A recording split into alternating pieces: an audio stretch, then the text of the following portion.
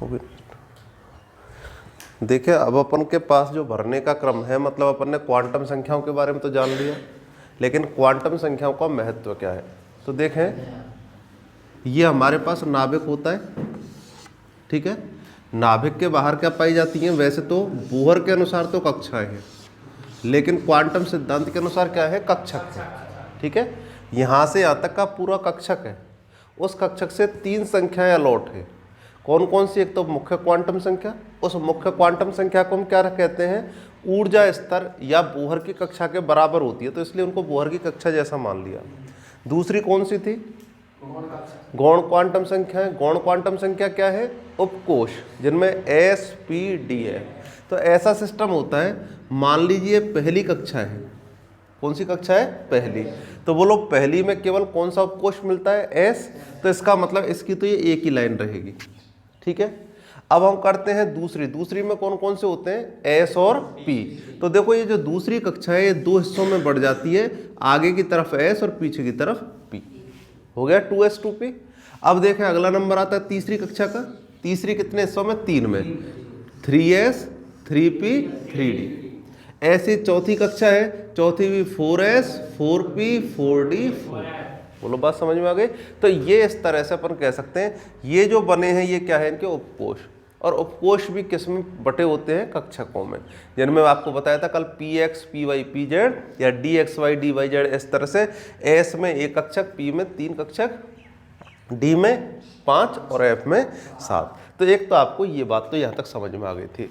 अब हम लोगों को क्या पढ़ना है, जो इस सारे मॉडल को पढ़ने का उद्देश्य था पूरे चैप्टर को, वो ये था कि पहली कक्षा में तो कितने इलेक्ट्रॉन भरे जाते हैं, दूसरी में कितने आते हैं, तीसरी में कितने आते हैं। बोलिए ये अपने रदरफोर्ड मॉडल का एक दोस्त था, बताया था, क्या दोष बताया था कि उसने ये नहीं बताया था कक्षाओं में कितने कितने इलेक्ट्रॉन होते हैं, यानी इलेक्ट्रॉनिक विन्यास के बारे में नहीं बताया था। एक उपकोष में कितने इलेक्ट्रॉन होते हैं या कितने, भाई आप एक बात बताइए, मैं आपको इस तरह से बताता हूँ। आपके पास उपकोष हो गए 1s, ठीक है, दूसरा हो गया 2s 2p, 3s 3p 3d, 4s 4p 4d 4 है। अब आपसे कोई पूछ ले कि भाई इनमें 2 इलेक्ट्रॉन भरने हैं आपको, इन कक्षकों में किसी परमाणु के लिए 2 इलेक्ट्रॉन भरने हैं, तो कौन सी में इलेक्ट्रॉन भरोगे, 2, इसमें भरोगे, इसमें भरोगे, इसमें भरोगे, इसमें भरोगे, इसमें भरोगे। तो आपने कह दिया जैसे साहब हम तो इसमें भरेंगे पहले, तो आपसे कोई पूछेगा क्या आपसे किसी ने कहा क्या कि आप इसमें भरो इलेक्ट्रॉन, कोई नियम कानून है क्या, नहीं है, कहीं भी भरे जा सकते हैं। या फिर कोई कह दे कि नहीं साहब मैं तो इसमें भरूंगा, तो कोई पूछेगा पहले इसमें क्यों नहीं भरे, इसमें क्यों भरे। बात समझ में आ रही है। तो इसका मतलब सबसे पहले तो कक्षकों में इलेक्ट्रॉन भरने के लिए 2s में कितना कक्षक है, 1, 2p में कितने हैं, 3। अच्छा एक बात तो निश्चित है कि एक कक्षक में अधिकतम कितने इलेक्ट्रॉन भरे जाते हैं, 2। तो इसका मतलब ये तो हमको पता पड़ेगा कक्षकों में 2-2 इलेक्ट्रॉन भरे जा सकते हैं, लेकिन ये नहीं पता पड़ा कौन से कक्षक में पहले इलेक्ट्रॉन भरे जाएंगे और कौन से में बाद में, किस तरह से इलेक्ट्रॉन भरे जाते हैं ये भी नहीं पता पड़ा। तो परमाणुओं के कक्षकों में इलेक्ट्रॉनों को भरने की व्यवस्था ही इलेक्ट्रॉनिक विन्यास कहलाती है। क्या कहलाती है, इलेक्ट्रॉनिक। ठीक ऐसे समझिए कि आप लोगों को इस क्लास में आए, ठीक है, जितने बच्चे क्लास में आए और आपसे ये कहा कि आप बैठिए, ठीक है, तो आप में से कुछ बच्चे इस कोने में बैठ गए, कुछ यहाँ बैठ गए, कुछ इस कमरे को खोल के इसको इधर खोल खाल के बैठ गए, तो बोलो ये कोई सही विन्यास है क्या बैठने का। आप अब जैसे बैठो विधिवत पंक्तियों में, एक लाइन ये बन गई, एक ये बन गई, एक ये बन गई, बोलो ये विन्यास हो गया कि नहीं हो गया। तो विद्यार्थियों का बैठने का विन्यास, विद्यार्थियों की जमावट है, विन्यास है। ऐसी इलेक्ट्रॉन हम अपनी मर्जी से नहीं जमा सकते, बल्कि कुछ नियम कानूनों के अनुसार जमाते हैं।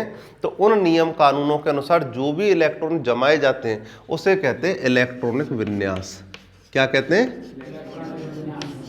तो आपसे पूछा जाए किसी भी परमाणु का इलेक्ट्रॉनिक विन्यास क्या होता है, तो उसका मतलब आ गया परमाणु के कक्षकों में इलेक्ट्रॉनों को व्यवस्थित रूप से भरना ही क्या कहलाता है, इलेक्ट्रॉनिक विन्यास कहलाता है।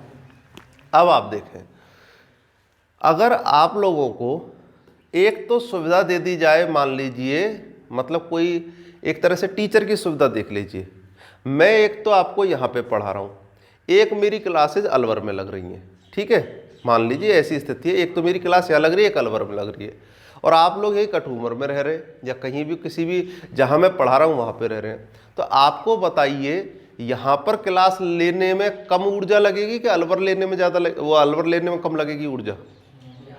यहाँ लेने में या तो आपको थोड़ी सी दूर पे आना है, आप फटाफट से क्लास ले लेंगे, और वहाँ पे जाओगे तो बस से पहले बैठ के जाओगे, जगह ढूंढोगे, फिर क्लास लोगे, फिर वापस आओगे, बोलो प्रक्रिया कठिन हो जाएगी। इसका मतलब अच्छा कौन सी लेना पसंद करोगे, अलवर वाली या यहाँ पे? यहाँ पे। कारण क्या कि उसमें आपको आराम मिल रहा है। आराम का मतलब है कम ऊर्जा वाली जगह मिल रही है।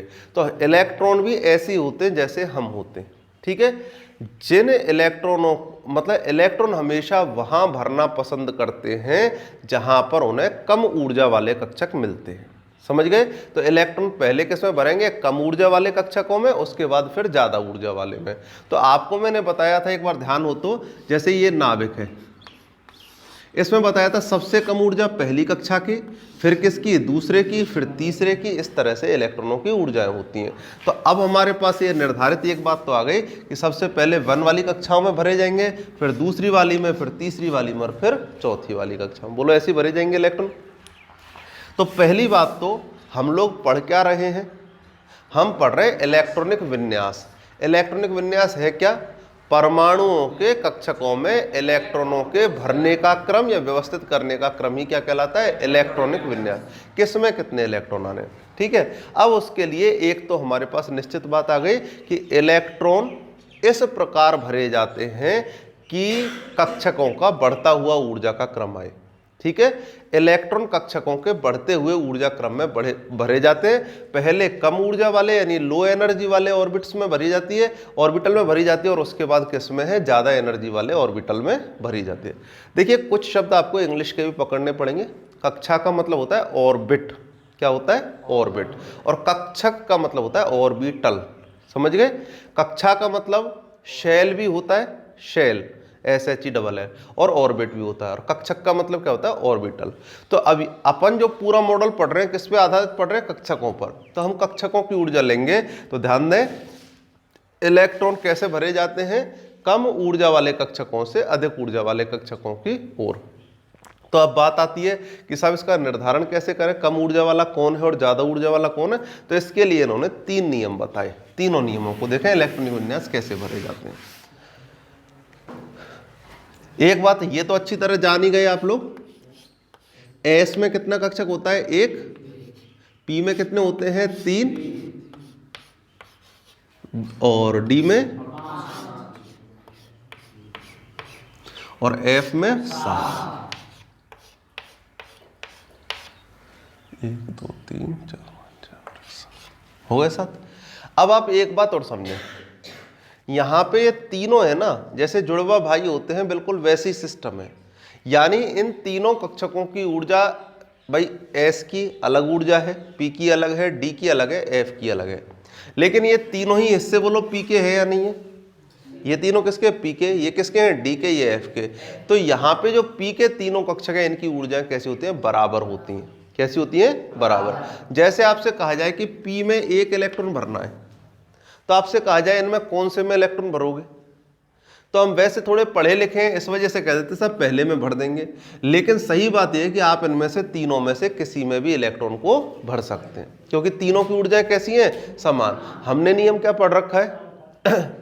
इलेक्ट्रॉन ऊर्जा के आधार पर तो भरे जाते हैं, कम ऊर्जा वाले में पहले, ज्यादा ऊर्जा वाले में बाद में, लेकिन तीनों की बराबर है तो किसी में भी भर सकते हैं।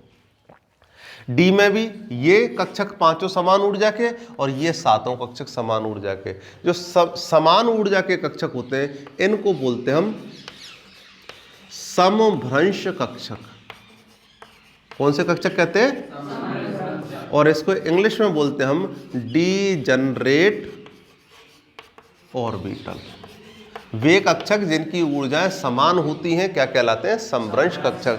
तो पी के तीनों कक्षक, डी के 5 कक्षक आपस में समान ऊर्जा के, मतलब ये 5 खुद ऊर्जा समान है, इन तीनों की समान है, इन 7 की समान है, तो ये क्या है? समभ्रंश कक्षक। क्लियर है? तो एक तो आपको ये बात। अब आप उन नियमों को देख लें जिनसे इलेक्ट्रॉनिक विन्यास भरे जाते हैं। यही इस चैप्टर का मूल उद्देश्य है, ये आना चाहिए, औरों की इतनी आवश्यकता नहीं थी, और तो केवल आपकी जानकारी की बात थी। तो देखो इलेक्ट्रॉनिक विन्यास के विन्यास भरने के नियम। विन्यास को कन्फ्यूगरेशन कहते हैं। कई बार आप आगे पढ़ोगे तो आपको कहेंगे कि इसका इलेक्ट्रॉनिक कन्फ्यूगरेशन क्या होगा, तो इलेक्ट्रॉनिक कन्फ्यूगरेशन क्या है, विन्यास ही एक तरह से। अब आप ध्यान देना, इनको भरने के, इलेक्ट्रॉन भरने के जो नियम है उसको हम कॉमन रूप से ऑफ बाउ प्रिंसिपल कहते हैं। किस नाम से जानते हैं, ऑफ बाउ। क्या मतलब है इसका, तो इसका मतलब होता है to build up, to build up. इसका मतलब है निर्माण करना।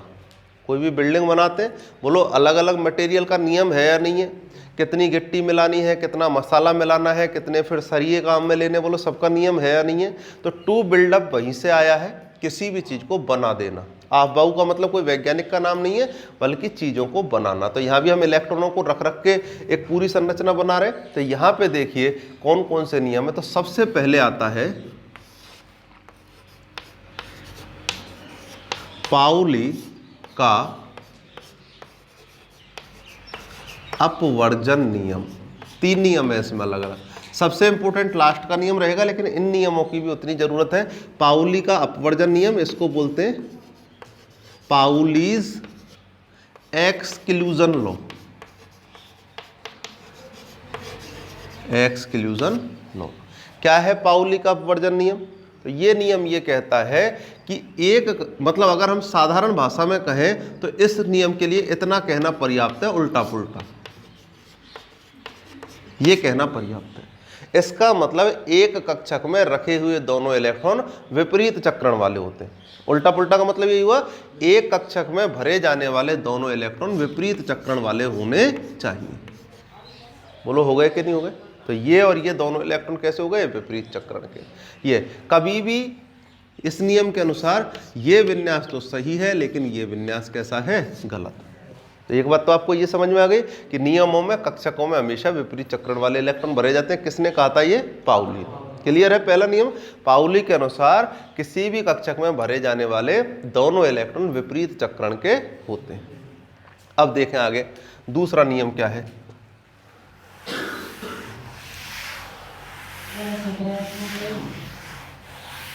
दूसरा नियम देखेंगे,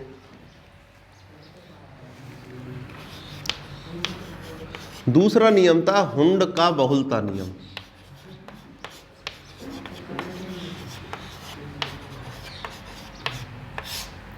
हुंड का बहुलता नियम, इसे कहते हैं हम हुंड्स, बात नहीं लगा, मल्टीप्लिसिटी रूल। अब देखिए हुंड का बहुलता नियम क्या है, इसको भी समझे आप लोग। तो हुंड बहुलता नियम में ये कहता है, पहले मैं इसकी भाषा बता देता हूं, इलेक्ट्रॉनों की पेयरिंग से पहले अनपेयरिंग होनी चाहिए। मतलब जोड़े बनाने से पहले अकेले अकेले भरे जाने चाहिए। ठीक है, फिर से समझ ले। बोलो युग्म माने क्या होता है, युग्म माने क्या होता है, युग्म जोड़ा। ठीक है, तो युग्मन से, लाला बात नहीं पीछे, पहले अयुग्मन। युग्मन से पहले क्या होना चाहिए, अयुग्मन। युग्मन को बोलते हैं पेयरिंग और इसको बोलेंगे अनपेयरिंग। तो ये नियम ये कहता है कि युग्मन से पहले क्या होना चाहिए, अयुग्मन होना चाहिए। इसका मतलब क्या है, तो आप अच्छे से समझना इस बात को। बोलिए ये कौन सा कक्षक है, पी। पी हो गया। अब आपको P2 विन्यास भरना हो, कितना भरना है, P2। कितनी तरह से भर सकते हैं, तो देखो एक तरीका तो ये है, बोलिए एक इलेक्ट्रॉन इसमें भर दिया, हो गया।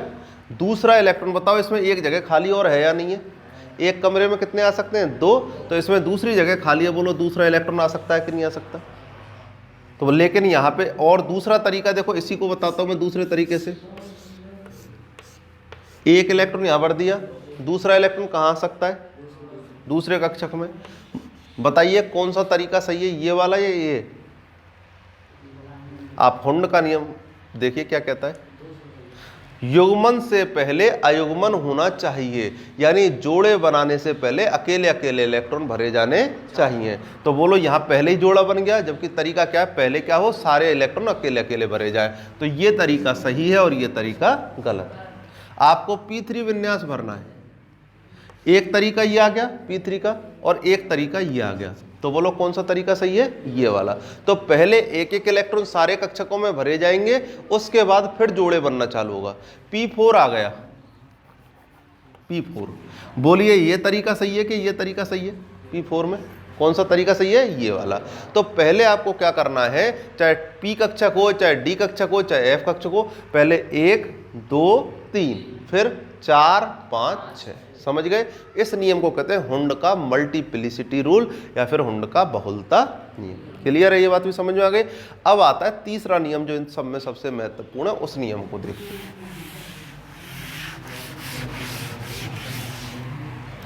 तो देखें तीसरा नियम क्या है। तीसरे नियम को कहते हैं, लाला बात नहीं बिल्कुल भी ध्यान से देखें, N+L का नियम। बोलो मत बिल्कुल भी, रूल ऑफ N+L। ये कोई वैज्ञानिक के नाम पे। बोलो पहला नियम किसका था, पाउली का। पाउली क्या कहता है, उल्टा पुल्टा, मतलब एक कक्षक में दोनों इलेक्ट्रॉन विपरीत चक्रण वाले आएंगे। हुंड क्या कहता है, युग्मन से पहले अयुग्मन, यानी पहले इलेक्ट्रॉनों को अकेला अकेला भरो, उसके बाद फिर जोड़ा बनाना चालू करो। जब पूरे अकेले अकेले हो जाए उसके बाद जोड़े बनाओ। अब आता है N+L का नियम। यही नियम है जो वाकई में हमको इलेक्ट्रॉन भरना सिखाता है। N क्या चीज है, प्रिंसिपल क्वांटम नंबर, मुख्य क्वांटम संख्या। L क्या चीज है, गौण क्वांटम संख्या। 4 क्वांटम थी, N L M और S, ठीक है। तो ये कौन सी, प्रिंसिपल, और ये कौन सी है, एजीमुथल यानी सेकेंडरी। तो ये है प्राथमिक और मुख्य क्वांटम संख्या और ये है गौण क्वांटम संख्या, ठीक है। अब ये क्या कहता है, 2 नियम है इसके। इलेक्ट्रॉन उस कक्षक में भरेंगे और भी, चलो बात नहीं, ध्यान से देखा करो। लिखूं जो क्यों, तुम अब लिख तो ही नहीं रहे हो, तो इसको यहाँ लिख रहा हूँ, जिसको तो देख लो। पहले इलेक्ट्रॉन उस कक्षक में भरेंगे जिनके लिए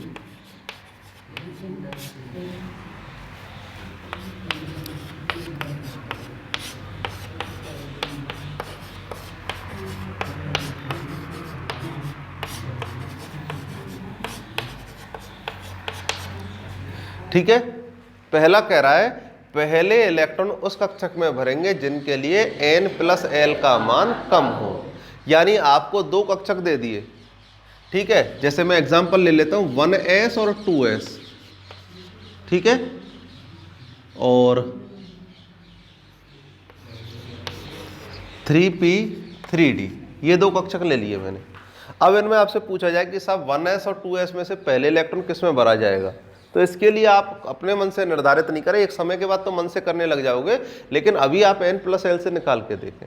तो बोलो 1s के लिए n का मान कितना है, कल बताया था, आगे वाला अंक तो किसका है, n का, और पीछे वाला प्रतीक है वो किसका है, l का। तो n का मतलब कितना हो गया, 1, और s के लिए l का मान कितना होता है, 0, कितना आया, 1। इसके लिए देखें कितना हो जाएगा, 2 + 0 2। N+L का मान किसके लिए कम आया है, 1s के लिए। तो इलेक्ट्रॉन पहले किस में भरे जाएंगे, 1s में, फिर किस में भरे जाएंगे, 2s में। असल में ये ऊर्जा का ही एक रूप है। ये कहता है जिसके N+L का मान कम होता है उसकी ऊर्जा कैसी होती है, कम होती है। अब इसको देखें, इन दोनों में से पूछा जाएगा कि इन दोनों में से कौन से में इलेक्ट्रॉन पहले भरे जाएंगे। तो बोलो इसमें कितना है, n का मान, p के लिए कितना होता है, 1, ये देखें 3, d के लिए 2, बोलो 4 5, किस में इलेक्ट्रॉन पहले भरे जाएंगे, 3p में, 3d में बाद में। तो एक ही नियम है। पहला तो नियम यही है कि इलेक्ट्रॉन उस कक्षक में भरे जाते हैं जिनके लिए N+L का मान कैसा होता है, कम होता है। चारों में से पूछे, 4 कक्षक हैं, बोलो सबसे कम N+L का मान किसका है, तो सबसे पहले इलेक्ट्रॉन किस में, 1s में, उसके बाद 2s, उसके बाद 3p, उसके बाद 3d। बोलो क्लियर हो गया सबको। तो एक तो नियम ये, लेकिन अब एक एग्जांपल और देखना। अगर एग्जाम्पल आ जाए ये वाला,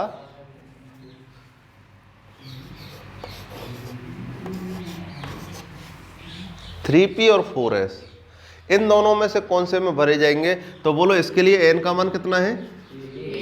l का कितने हो गए यहाँ पे? बोलो n प्लस l का मान समान आ रहा है कि नहीं आ रहा? अब तो निर्धारण नहीं कर सकते इस नियम से, तो उसके लिए नियम दे रखा है दूसरा नियम, यदि n प्लस l के मान समान हो। ठीक है, यदि दो कक्षकों के लिए, ज्यादा कक्षकों के लिए n प्लस l के मान समान हो तो इलेक्ट्रॉन उस कक्षक में भरे जाते हैं जिनके लिए n का मान कम होता है।